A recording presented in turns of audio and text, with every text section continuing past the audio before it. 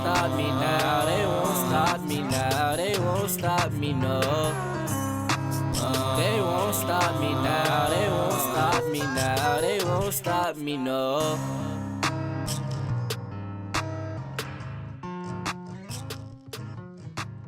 Hello and welcome back to We Are Mighty. I think we have now been doing this 2 years, if I'm not mistaken. The way I know this is because I launched on my son's birthday in 2024, and the day after the Super Bowl, February 9th, will be his birthday in 2026. Can you believe we've been going this long talking about grief? I absolutely can, because it's an everyday thing, like we always say. So how's your last couple weeks been? I hope you're just a little bit further away from that sadness and depression. I hope something has been said over these 2 years of this podcast that has helped you to pull away from the stronghold of grief and move just a little bit towards being happier and enjoying life a little bit. I had a situation happen recently that I honestly don't know how to process. It really made me pretty upset. And it's related to grief, but I think you may remember I previously spoke on the fact that we ended up with a foster child, and it's such a blessing. And I do feel like being able to mother again, has helped me with my healing process. But someone who is not close to me, knows nothing about my life, my lifestyle, or my relationship with my son, had the nerve to say that I was trying to use the baby to replace my son.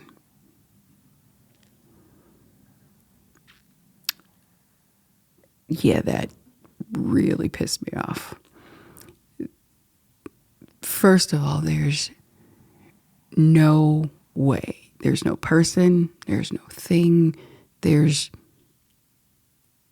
no way on God's green earth that my child could be replaced. Again, I said with, having the foster son, it has helped me with healing. And that's just because I have the opportunity to nurture again. I have the opportunity to feel like I have a responsibility, to feel like, honestly, that I'm needed. So that's helped me to deal with some of the grief. It's helped me to not focus as much on the grief. But there's not a day that goes by that I'm not missing my son. Now, especially right now, we're close to what would have been his 27th birthday. Every time I hear February, it reminds me. There's just nothing. I'm like completely in awe that someone would think that that's even possible. Now, this person has not given birth to any children. There are people, that think of them as like a parent figure, but they don't have the connection of having given birth. So maybe they don't understand the fact that in losing my child, literally a piece of me has died. There's no replacing that. There's no fixing that piece of my heart that's gone. There's no Band-Aid big enough to even cover the hole. And there's nothing that can fill it. And I know people deal with grief differently. And I know that even in situations of grieving losing a job, you get a new job. But if that previous job was one that you loved and you enjoyed doing and you felt like this was your career and you unexpectedly lost that career, you will grieve it for a while. And even in getting a job that fulfills almost everything that the previous one did, in the back of your mind, you will still have that grief from losing that job. Let a conversation come about that may sound similar to what you and your boss talked about when they let you go, because it was unexpected. That grief's going to hit you. If you grieve losing a vehicle, being repossessed, and get another vehicle to replace it, you still will grieve that previous vehicle, because that vehicle may have been that you actually went lot to lot and found the one that you felt was your perfect fit. And then even if it wasn't repossession, if it was an accident or something of that nature, somehow that vehicle was unexpectedly taken away from you. And now you have to replace it with something else. You may find something else that you like or that you love, but you were forced to find that. It wasn't when you decided, I'm going to go out and seek a vehicle and get what I love and what I'm going to be driving for the duration of the loan or whatever. It's still, the grief will still creep up on you. So how someone could think that I could possibly replace my living, breathing, loving child with another living, breathing, and still loving child is beyond me. And I think people sometimes look at your personal grief process, and if it's not the same as theirs, it can literally spark jealousy. Why? How much sense does it make that you are jealous that I don't grieve the way that you do? You're jealous that it didn't hit me from what you see in the way that it hit you. That doesn't mean it didn't hit me. I may not want to allow you to see it. I may be reserved to where I deal with my pain. I deal with my hurt, my grief behind closed doors. Because let's face it, if I continue to hold on to it, I continue to show it outward, then you'd still talk about me.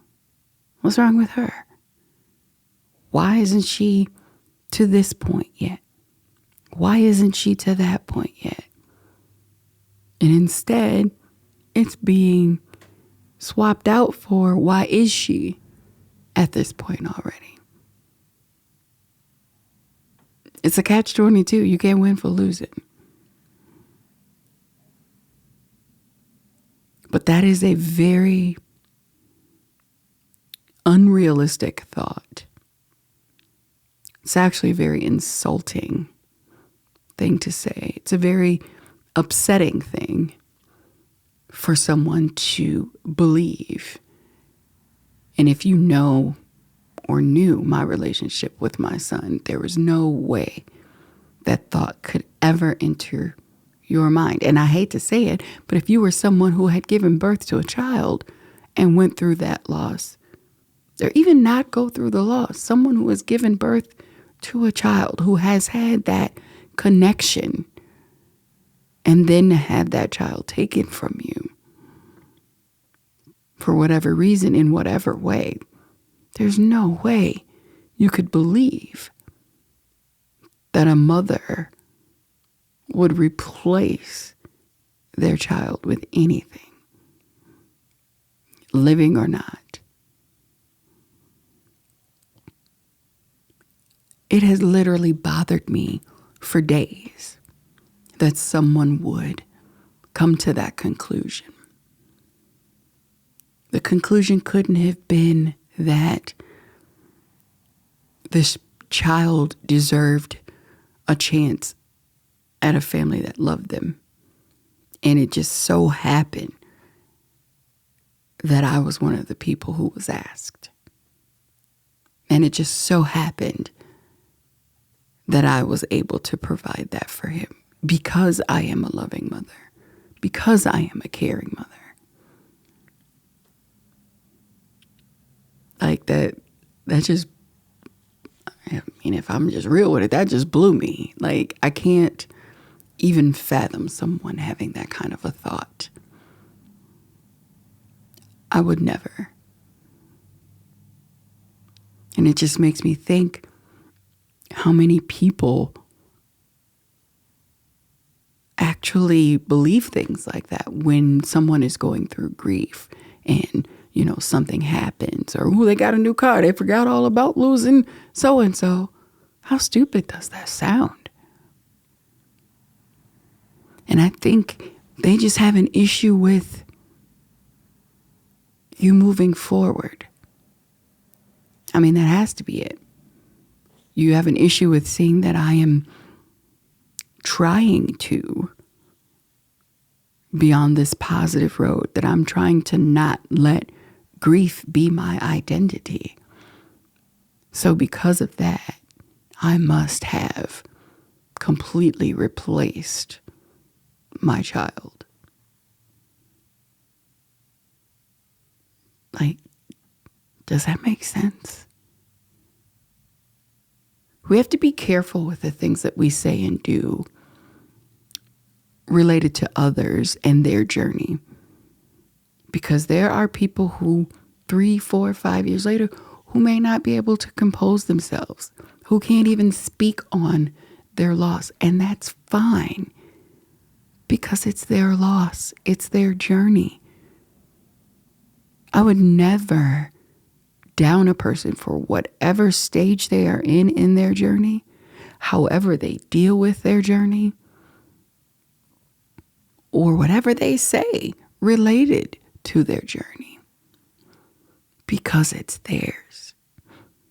There's a comedian right now who's on a kind of a grief tour. He lost his brother, and he's, taking the positive route, and he's telling stories and using the jokes to deal with the grief. Now, I remember about a year ago, I did a quote unquote grief roast, because me and some of my friends have been standing around. We all had just lost someone close to us, and we were roasting grief, because that was our way of dealing with it. So I invited people, and there were literally people saying, "Oh, you're mocking death." And I'm not mocking death. I'm dealing with it the way I deal with it. I don't want to be sad all the time. Yeah, I may tell some jokes. My son and I, we've always, even Miles included, we've always taken things with a positive light and tried to laugh as much as we could. So that's my way of dealing with it. And I remembered I was going to try to do it like an annual thing, but I didn't like the way that people were speaking to me. There were people who came, there were people who were involved, and we had a great time. But I just didn't like the way that people were talking about me outside of my circle. And then I look at this comedian who is on this tour right now, and he is selling out. His shows are selling out within minutes. But he's a celebrity. I guess he can do that. So I'm revisiting how I want to do my roasts or my comedy night or whatever I do related to just a release. However you release, You'd be surprised at how much laughter makes it a little bit easier. And that's not a bad thing. You're not laughing at the fact that you lost someone. You're not laughing at the fact that death will sneak up whenever. No, you're laughing at the fact that you can't control it anyway. So make it a little bit lighter. You're not even laughing at the fact that you can't control it. You're just using the laughter to deal with it. You're using the laughter to lighten your load. And I don't think there's anything wrong with that. And if you're someone who can't go that route, if you can't use that as a method to deal with grief, I understand it, but don't knock me for what I'm doing. Don't knock me because I'm choosing to go that route.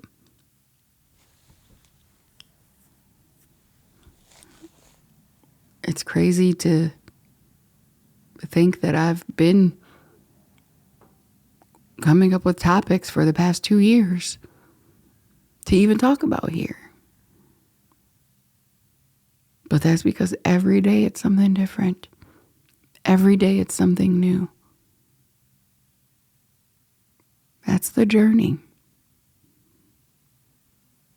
That's why grief is just I don't want to cuss, so yeah.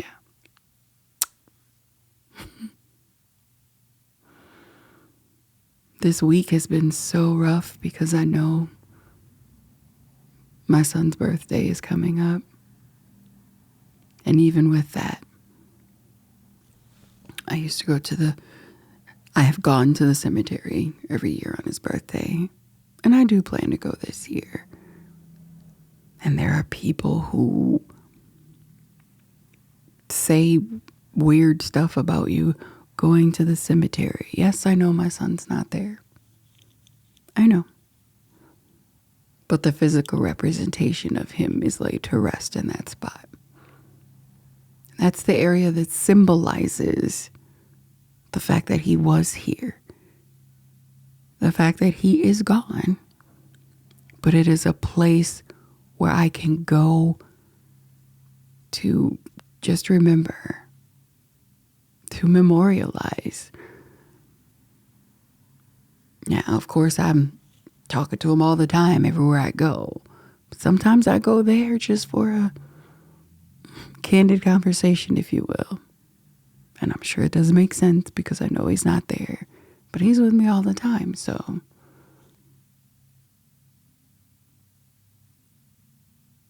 I thought maybe this year it'd be a little bit easier because we're at almost 3 years. No.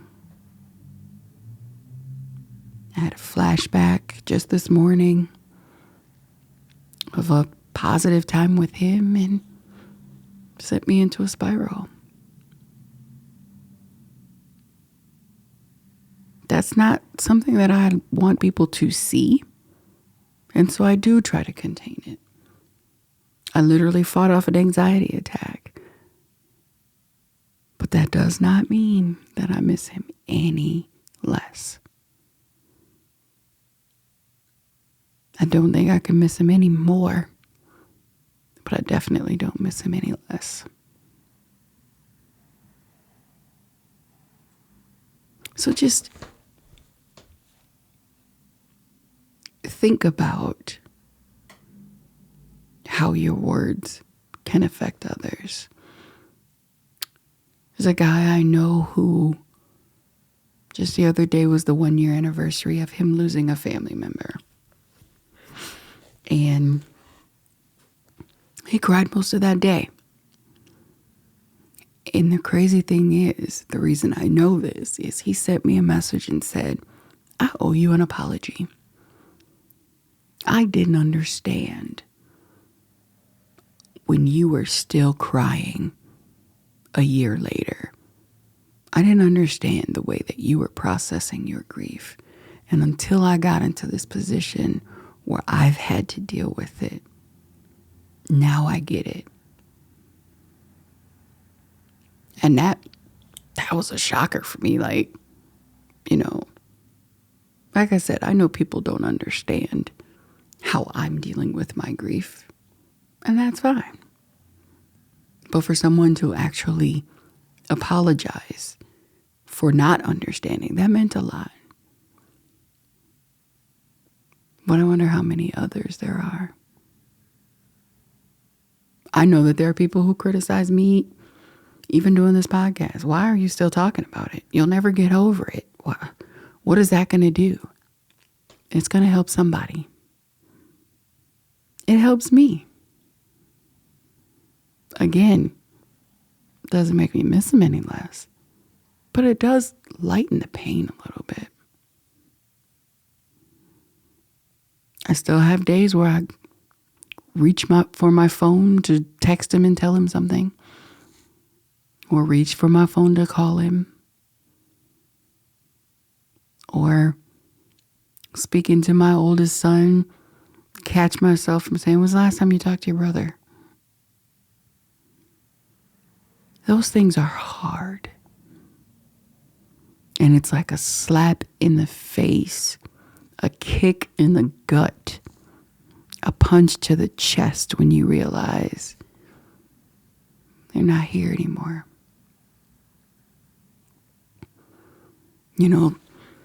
iPhones are notorious, and I think Google phones as well, Androids, they're notorious for popping up with a memory. Oh, here's a memory. I literally had a memory pop up from 16 years ago.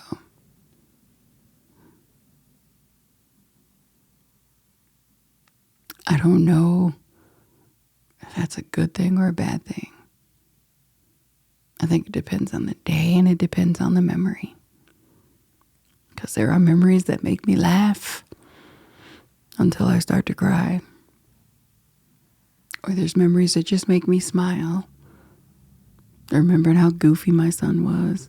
Remembering the life that we had when I had them both at home. But it's a memory, right?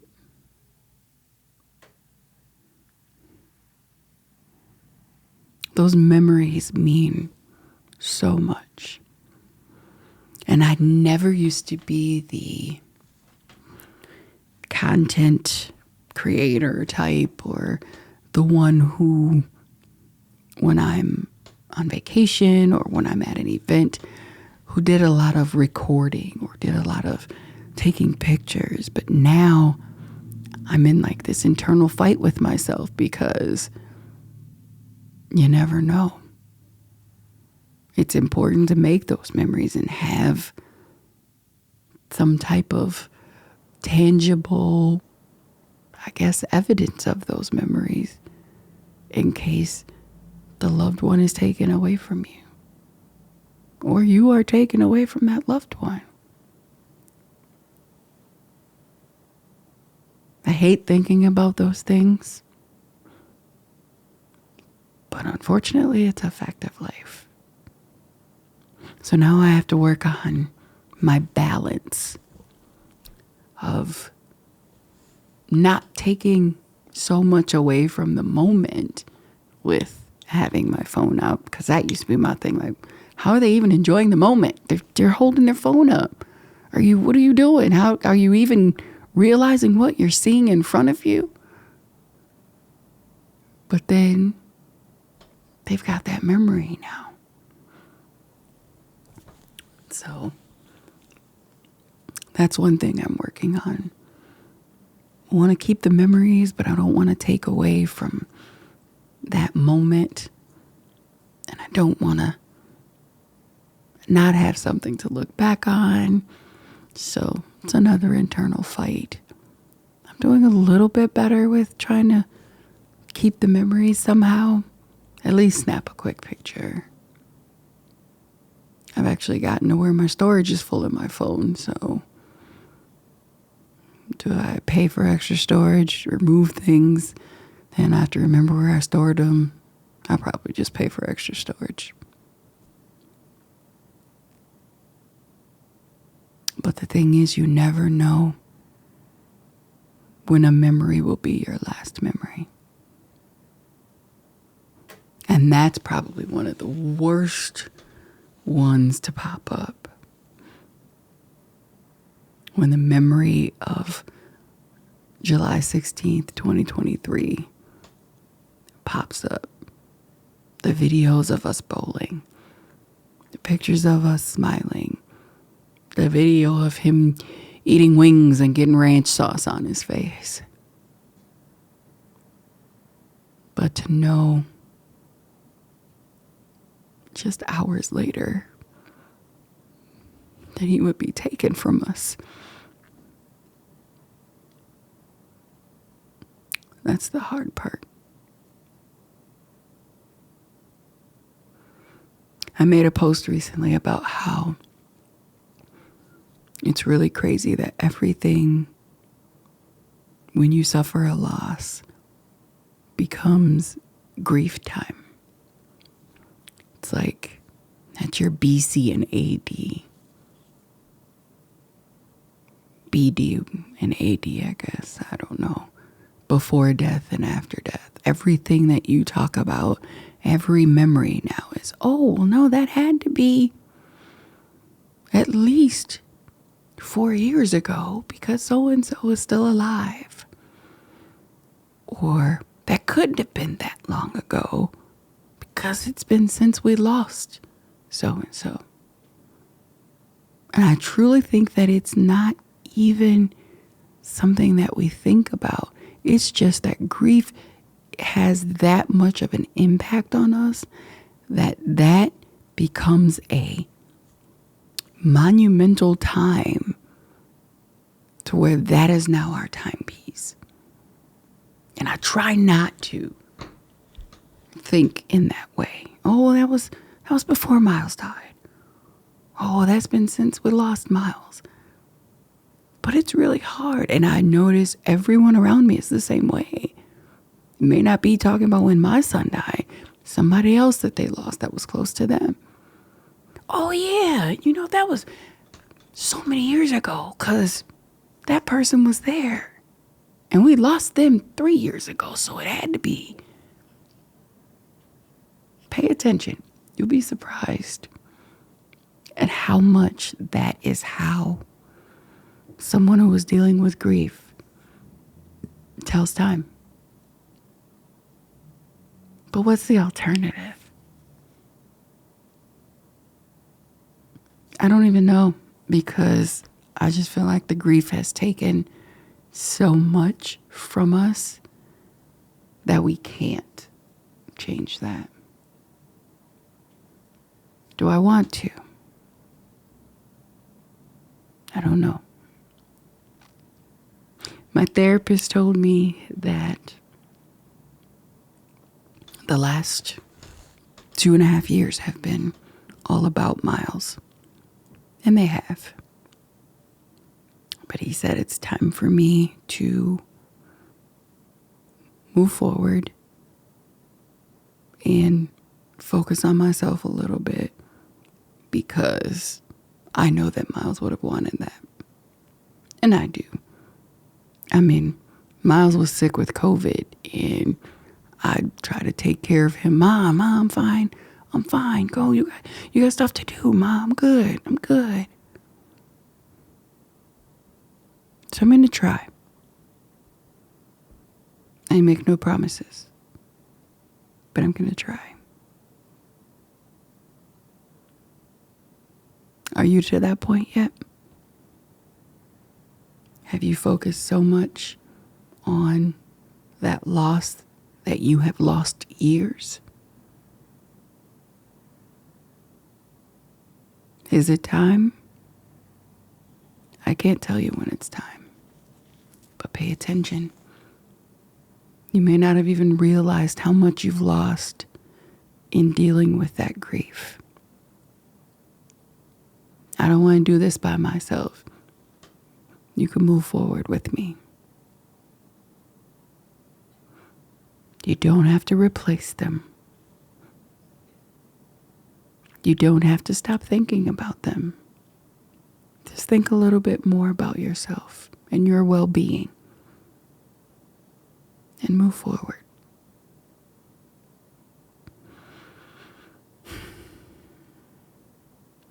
in anything you do and everything you do. Be true to yourself. Be strong. And be mighty. We are here every other Friday, everywhere you listen to podcasts. And you can watch us on Spotify and YouTube. You're welcome to be a guest. You're welcome to send topics. We are mighty24@gmail.com. Otherwise, I'll see you in a couple weeks. They won't stop me now, they won't stop me now, they won't stop me, no. They won't stop me now, they won't stop me now, they won't stop me, no.